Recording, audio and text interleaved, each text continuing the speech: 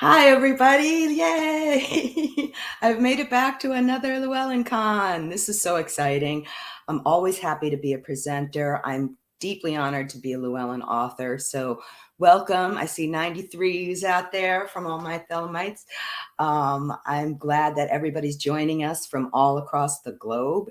This workshop is called Water Goddesses, the World, Exploring the Depths of the Divine Feminine. So basically, I am a voodoo priestess. A lot of you know me from my other work that relates to the African traditional religions, but Llewellyn approached me to write the water magic book. This is the book that we're talking about. And they told me that it won't be backwards for you. It's just backwards for me. I'm so excited. I just came back from INATS, the International New Age Trade Show, and the Water Magic Elemental book series just won an award. This is my first award ever. They gave me little gold stickers. Hello. So I'm so excited. It really is an amazing series. My book, Water Magic, started it off, and it's just a comprehensive look about everything about water. You know, people come up to me all the time and are like, well, is this for beginners? And I don't really think thank you, everybody. I don't really think that any of my books are for beginners. Yes, there's basic information. If you know nothing about the topic, you can pick it up and read it. But if you know a lot about the topic, you can also read it. And this book, for me, was just everything somebody would want to know about water magic. So we're going to be talking today about the water goddesses, but it also has water gods, obviously, you know, whatever, old school binary. Unfortunately, it has ones that are a little more fluid. Haha, there's a pun. And, but it also has stuff about divination. That was the workshop I did for LlewellynCon last year. It has stuff about crystals and herbs and making oils and making magical baths and making all of these things that relate to water.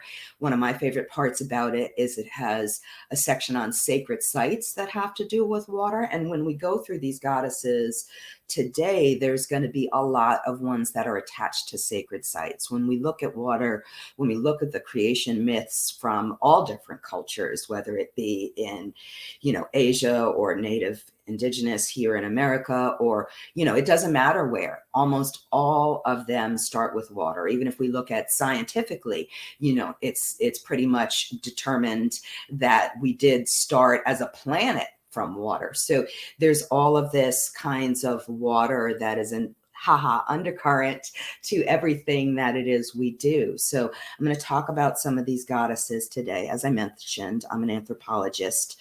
In case there's somebody out there going, why do they have a voodoo priestess talking about water goddesses? Well, I did my undergrad in anthro, and I also did a master's program at NYU.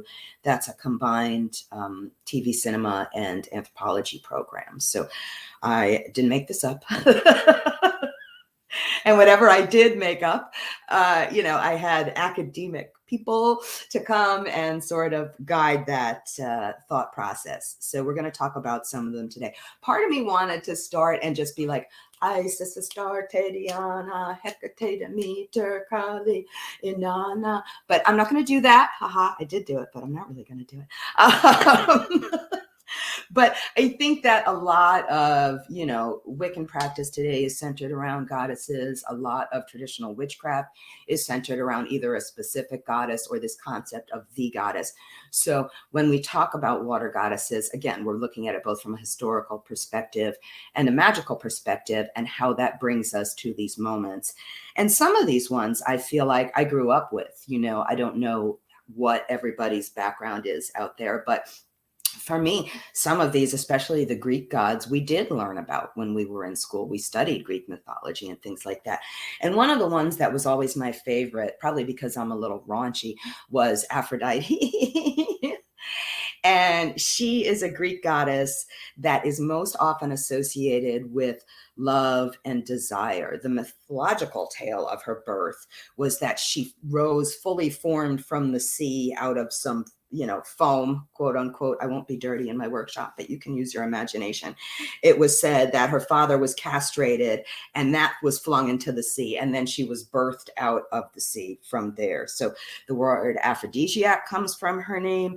And most often what we see associated with her when we're talking about animals is the dove. So she's got this kind of, you know, almost priestess maiden quality, where she's, not necessarily born of woman, born of the sea, and that she has this element of being, the dove. We're associating it with that kind of like maiden purity and things like that.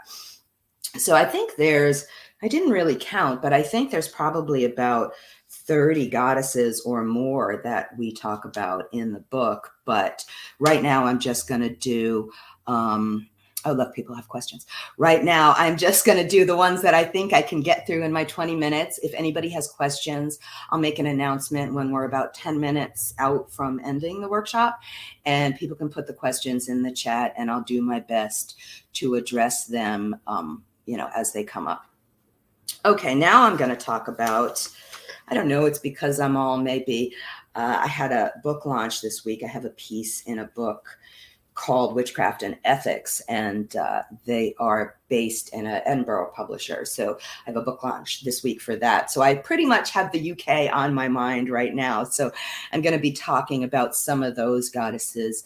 My connections to them aren't just, I do have Scottish and English and Irish people in my background, but I've also traveled to, England and Ireland. And I've always felt a really deep connection to Briege. That's the sort of preface to this little entry to Briege. And when we talk about Briege, which some people know as Saint Bridget or things like that, she gets this kind of triple goddess aspect to her. But the name translates to fiery one. So I'm sure that somebody's out there going, why are we talking about fiery goddess in relation to water? But the thing about Briege is that she is known for her sacred wells of healing water and the sacred springs. And there are sites all over the UK and Ireland that are dedicated to Briege.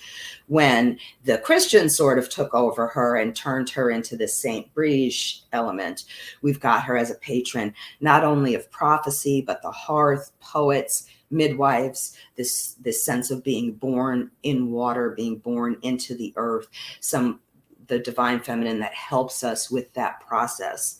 It's not an easy process for anyone. We've all gone through it as babies, but some of us have gone through it as mothers, and it's not a cakewalk. Let's just say that. She's also in connection to sailors and travelers, and this whole kind of sort of wandering energy gets associated with Briege. When we look at the animals and the elemental things that surround her, we've got lambs, bees, this kind of almost this, again, things that we associate with the hearth, things that we associate with the homestead, cows, but also snakes and owls, which I think is really fascinating. So this kind of connection to owl as a creature of the night, as a creature of prophecy, we get associated with Briege. And this is something else we see associated with Lilith. But I'm not going to go into that right now. I'm trying to go alphabetically for you, and we're going to get as many as these will fit in the time period. But I'm going to talk a little bit about Urzuli, which isn't really a goddess. It's a loa that comes from Haitian Vodou. But Urzuli, there are hundreds of different Urzulis. Each one has its own special avatar. But to me, in a water context, Urzuli is especially important because there's a giant pilgrimage that Haitians make in the middle of July to a waterfall called Sado. And people do baths and, they heal their problems and they wash away the water. With the water, they wash away everything that's troubling them, everything that's standing in their way. And this is something that they've done pretty much since the beginning of the Haitian independence in Haiti, which happened in the late 1700s. So we're looking at a sacred site there that is water that has carried through all of this time. And it was at one point kind of tried to be shut down by, oh, look, we've got a lot of people dedicated to Briege out there. Yay. That's always my jam. My spiritual house is dedicated to Mama Brigitte. And one of the reasons we did that, not just because she's connected to ancestors, it was because so many of my students were also BTW, British Trad Wicca, and were dedicated to Briege. So I do think that there's a lot of similarities, especially when we, back it up a little bit and think about it. But now I'm talking about Urzuli. And I think that that's an important thing to think about too when we think about these entities, these sacred feminine that, has really crossed the seas of time to still be with us today through hundreds, if not thousands of years. It's really fascinating when we think about it, because there was so much that was done to suppress it by the patriarchy, by the colonizers, by those bastards out there that didn't really want us to recognize the divine feminine in ourselves and in others and in nature and in our practice. So I think that the fact that we have some of these is just fascinating to me. But you can find out more about Urzuli in my other books and things like that. One I want to talk about now, and I had a friend who used to carry Ganges water all the time. She tried to make me drink it once. The Ganges isn't the cleanest thing in the world, so I wouldn't necessarily recommend drinking it, but you can buy the water online, which I think is fascinating. A lot of times people tell me they can't get magical water like holy water or water from the Ganges or water from other places in the world. And a lot of these, are sold online, which I think is absolutely fascinating. And you can definitely get Ganges water online. Now, the Hindu goddess of the river is called Ganga, and half of her is said to live in the river and the other half in the Milky Way. So this echoes this kind of liminal space or in-between space that we have when we're looking at these goddesses, because, if we're talking about this one, half of it's in the water and half of it's in the sky, and if we look out on the water and we're looking out on a big body of water, it almost looks like the water touches the sky. There's a point where it looks like, I remember when I was a kid, I would draw a line in the middle of the paper, and then the top would be the sky and the bottom would be the water. But there's this kind of in-between space. And as we know, as magicians and magical people, this is where the magic happens, in this in-between space, in this space that goes from here to there, in this space that rises up from the top to the bottom. It was said that by bathing in the Ganges, people could wash away all their negative karmas. They could purify, they could heal, they could energize with this water. So one of the things I like to do, not just with Ganges water, but with any sacred water I have, is add it to my magical baths, add it to my floor washes. Even if I'm just getting ready to wash the floor and I'm putting in, the regular cleaning stuff, I will put a little bit of magical water in there to sort of bless and protect and heal any negativity that's in my home. And this is something you might want to think about when you're creating your magical preparations and your magical blessings for your house. I did want to talk a little bit about Lazarine, because Lazarine, again, is a Haitian Vodou Loa. And Lazarine is one that's obviously thinking about it. Lazarine, Lasiren. It has the word siren in it. So it has this kind of siren element of this beautiful, sensual, and seductive mermaid that can lure us to treasure or can lure us to peril. So hopefully people can still see me. I'm going to wait and see if people can still see me. I'm going to put it in the chat. Can you see me? Yay. Okay. People can see me. Yay. All right, fine. I got froze. So Lazarine allows us to sort of see that danger in the ocean. And this is something I kept coming up with again and again and again when we were looking at some of the mythologies that were happening surrounding this. It's sort of almost that the gods and goddesses are, yay, everybody can see me. The gods and goddesses are warning us that water can be helpful or water can be harmful. And we have to always be mindful of that so we don't slip underneath, so we don't fall into those depths and things like that. And I think that's kind of fascinating. I was going to talk a little bit about Mami Wata as well. She is, again, worshipped. This is usually the image people use from Mami Wata. And a lot of times people are confused about this. And I think that this is an image that they started using in the 1800s. There was a German company that had a Mami Wata perfume. Obviously, the Germans were in Africa and they picked up on this kind of sacred energy that we have from Mami Wata. The best recommendation I have for you, other than outside my book. Yay, I've got a yes onto what I'm talking about, Mami Wata.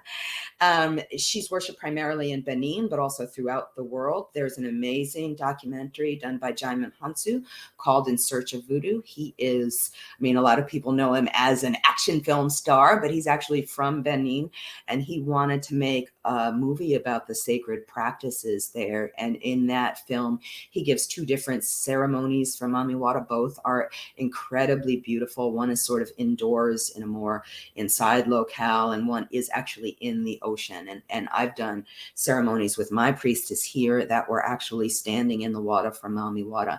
But one of the beautiful things about Mami Wata, and I think this is not a Western concept, it's primarily an African concept, that she is present wherever water is. So I can have a glass of water and that can be representative of Mami Wata. I don't need a statue. I don't need an image. I don't need her hundreds of sacred foods. Wherever I have water, even if it's something as simple as coming out of my tap or, you know, the nearest stream or the nearest lake, Mami Wata is present there. And she's sort of a primal divinity that goes back to the beginnings of time. So we think about, you know, tracing back our origins to Africa and the first women and this sort of, you know, meta uber kind of feminine force that allowed us to be birthed into the world, that allowed us to have these blessings and things like that. Yes, it is on Amazon Prime now. I was very happy about that because, again, I think this is stuff that people really don't learn in school, and it's important things. We do, I will say this, since I'm in New Orleans, we very recently took down our Confederate statue of General Lee, and what they've put there temporarily is an artist sculpture of Mami Wata that is really beautiful and really powerful, and I'm hoping that they keep it there permanently. That would be beautiful. Is she the sort that's always with us? Yes, in that sense, she is always with us because our bodies are, you know, almost 3/4 water, and our brains are an even higher percentage of water. So it's like when we're thinking, we're guided by that water. When we're moving, we're always guided by that water. So even if, you know, people laugh at me because they're like, you did the water magic book, and how could you do the water magic book if my chart almost has no water? I mean, I got a teeny bit of Scorpio. That's why I'm kind of devious. But but I started thinking about it, and it was like, wait a minute, my body's mostly water. Wait a minute, my mind is mostly water. Wait a minute, the planet that we live on is mostly water. So it's just such a beautiful and fantastic kind of connection. You have the water in you, even if you don't see it necessarily in your chart, even if you live in a landlocked area and you don't get to visit the ocean that often, or you don't get to go to your local waterfall or river 5 minutes away. It's still there. It's still present there, you know, and I live in New Orleans now. And for a long time, I lived in Brooklyn. I'm a Brooklyn native, you know, and a lot of my friends talk about the urban magic of water, because just imagine the pipes and the systems that are snaking underneath your homes and allowing you to get that. We need to have water to live. So allowing you to get that vital and necessary element brought to your home. So that's something that I think is really fascinating. All right, I'm going to keep going. I'm going to do a quick little thing about Oshun, just because I have this amazing image done by an artist called Paul Rucker, who has been in the community for a very long time. I was fortunate enough to meet him when I did LlewellynCon in not that long ago, a couple of months ago. But he's got some amazing goddess images. The Oshun, obviously, since I'm a child of Oshun, is my favorite. Okay, so we've got just a couple more minutes before I'm going to start taking questions. I want to talk about Sulas Minerva. Like I said, I have a definitely Anglophile type passion. Sulas was a Celtic goddess of healing. I'm laughing because I remember when I was doing the water magic book, I was talking to some of my Irish friends, and I was like, I would really love to discuss some of these Celtic goddesses with you. And they just looked at me like, Celtic? What are you talking about? So I feel like that's an American thing, that we sort of classify them that way. But she was said to be the patron of the springs at Bath. That is the most famous. hot springs in England. But when the Romans conquered the area, they sort of decided that it was going to be their goddess Minerva. So when they talk about it now, there's this transformation into this goddess Sulas Minerva that's both. And in 1727, I'm looking at my notes because I'm really bad with dates. One of the most famous archaeological finds was a statue of Sulas Minerva. And it's 6 layers, and the last 4 are gold. So this is just fantastic. I just love this. Like, they had prized Sulas Minerva, water magic. Someone's asking in the chat. They had prized Sulas Minerva so much that they made this gold statue of her, and she presided over these healing waters that were in Bath. And this was something, I just want to throw this out there since we have our own plague now. I had a friend that did his doctorate about Bath and how that was also a site that people went to heal plagues, the bubonic plague and things like that throughout time, that this was definitely a healing force. All right, we're going to do 2 more quick, and then I'm going to take questions. One I couldn't pass up talking about was Tiamat. She's something that I think is one of the more popular goddesses out there. She's said to be a grandmother goddess, and it comes from the word Tamtu, which means the sea. She's seen as a water dragon, fierce and powerful, and her origins date back to ancient Babylon, probably around 1000 BCE. So we're talking about 3000 years before today. So this goes back a huge amount of times. And it's something that I think is funny because she is a character in Dungeons and Dragons and Final Fantasy games. So I feel like a lot of the gaming community has sort of reclaimed some of these figures and allowed them to be present in a way that we could interact them. Okay, so somebody's talking about Yemaya, and that's the last one I was going to talk about today. Yemaya is an Orisha, not technically a goddess. If you talk to a practitioner of La Regla Lukumi, which is more commonly known as Santeria, they will tell you that she's an Orisha, which means Ori, which comes from the Yoruba word for head, and Sha, which comes from the root word for Ashe, which is the divine sacred energy that permeates all things. Yemaya is said to be the Orisha of the sea. She owns the top of the sea, and her counterpart Olokun owns the depths of the sea.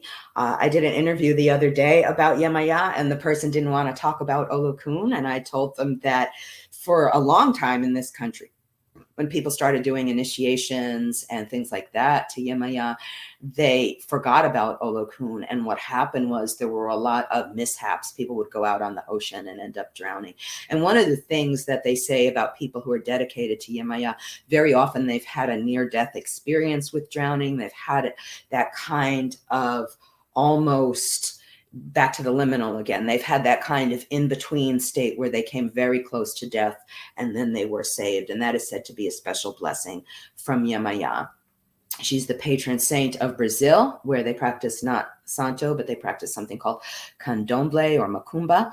And it is said that she's the patron of Brazil because when they were having the slave trade for so many years, Brazil was part of the Middle Passage. So a lot of these slave ships from Africa would take the enslaved people and stop in Brazil. And then from there, they would distribute the enslaved people throughout, the Caribbean and North America. So we've got this, people thinking that they were going to be eaten, people thinking that they were going to drown, people thinking that they were never going to see land again. And when they got off, they kissed the ground and they blessed Yemaya for protecting them on this journey, this very difficult journey.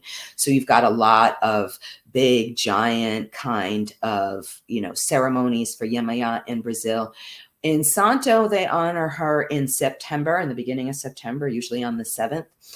And in Brazil, they honor her on December 31st. So I always tell people, if you're home on New Year's Eve, turn on the news and you will see them floating giant rafts with cakes and statues and flowers and things like that out into the ocean to honor Yemaya on the 31st is sort of a way to sort of, I guess, thank her for protecting them for the past year, and also, bless and thank her for protecting them for the coming year. So it's this sort of in between. All right, so I have a little less than 6 minutes left. I'm going to ask if there are any questions that somebody wants to put in the chat. Okay, somebody's talking about being a fire sign, but being drawn to water. I mean, I was always drawn to water. And when I thought about that, I thought about this kind of fact that I'd always lived near water. I mentioned I grew up in Brooklyn. I grew up in Bay Ridge. If anyone's familiar with Brooklyn, you wouldn't have guessed that, right? But I was driving in a car with a friend of mine who's a Babalawo, a Santo high priest, and we were going over the Verrazano, and he said to me, "Oh, look, I love this spot. This is where the river starts to meet the ocean." And I was like, wow, I never really thought of it that way, because it was always something that was, just a short walk from my home. And it really is this site of those two coming together. And there's a path in Santo called Dos Aguas, and that is where the river and the ocean walk together. So it's primarily Oshun and Yemaya coming together in that blessing. All right. Somebody has a fear of dying underwater. Okay. So I think the best thing to do with that would be to, go to the water. I mean, it could be a river near you. It could be a lake. It could be the ocean, whatever's closest to you. Leave an offering, leave some flowers, something biodegradable that's not going to harm the earth, and allow that, ask to be relieved of your fear if it's unnecessary. Ask to be calmed of your fear if it's unnecessary. And after you leave the offerings, take a small bottle of ocean water and keep that under your bed, so that that water is there to protect you, and you literally are over it. You literally have command over it in that sense. But then there's other things you can do to protect your home. If you're afraid it's going to flood, or to protect you when you're going out on the water, there's a lot of really good protection things that are in all my books. All right, so let's see. What else do we have here? Regression therapy. Yeah, I think that would be helpful. Oh, look, I got somebody from Fort Hamilton. Yay. And a couple of people from Queens. My goddaughter's from Queens. I obviously it's close. And the last 12 years, I was in Brooklyn. I was in Bed-Stuy, so I could walk to the Queens border. My dad's from Queens. So yeah. All right, any other questions? Yay. Oh, I like that. Yay. Okay. Someone has a question about their Bermudian ancestry, but living in the US. Seems if I come up with creative ideas in the shower, is there some sort of ritual I can use to strengthen these effects? Oh, wait, I got to go back. Should I, this chat is fast. Okay. Should I explore something more within water magic? I technically follow Briege. Yeah, there's a ton of things that you can do to sort of have a more magical shower, to sort of use whatever you want to imbue your magic with that. I have a recipe on my blog, which is called Voodoo Universe. I'm going to put it in the chat so people can find it. There's over, let me say, okay. There is over 700 posts on there. So chances are, if you have a question that I didn't get to answer today, you can find the answer there. But that I give you instructions there on how to make shower tablets, other things that you can do, washes for the bathroom. There's certain crystals that you can, not necessarily get wet, but keep around the edge of your shower that will help charge whatever it is you're doing. I mean, I think that that's such a cleansing space that we can use that for magic. All right. Can we invoke more than one god or goddess in a ritual? It depends on whether or not they like each other. In Orisha worship, there are ones that absolutely hate each other, and you would never do them in the same ceremony or never leave offerings at the same time. But however, I think that there are certainly ones that get along. There are ones that have been done in conjunction. I think do your research. I wouldn't pick a Hindu goddess to do with a Greek goddess. I would do them separately if I really wanted to do both of them. I would do, okay, here, and we used to do this, me and the author Diana Paxton, we used to call it North-South cross-training. We used to do ceremonies where we would do a Norse goddess, beginning, middle, and end, and then we would do an Orisha, beginning, middle, and end. And she's dedicated to a candomblé house. So she was familiar with what, I was doing. And one of my best friends used to study with her, and I was familiar with the Norse pantheon. So it worked.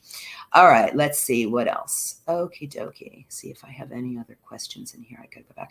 Wondering about offerings to the water. Don't want to add to a pollution problem. Well, that's why I said biodegradable. I think that, it's natural and there's so much stuff. I mean, call your local, congressmen and things like that. If we look at the sewer treatment, there's some nasty stuff that we dump in our lakes and rivers, and it's terrible. And I think we can all, if we want to honor it, we can all do things to help with water conservation and with pollution in our own areas. Go and clean up the beach. I did an interview about that the other day. If I think that's a beautiful thing. All right, I am almost done. Yeah. So thank you everyone for coming. This is the book again, Water Magic. If you email me, find me on social media, I will send you a free sticker. So you can have a Water Magic sticker if you send me your mailing address. My email is voodoouniverse@yahoo.com. I'm going to put that in the chat. And thank you so much for watching.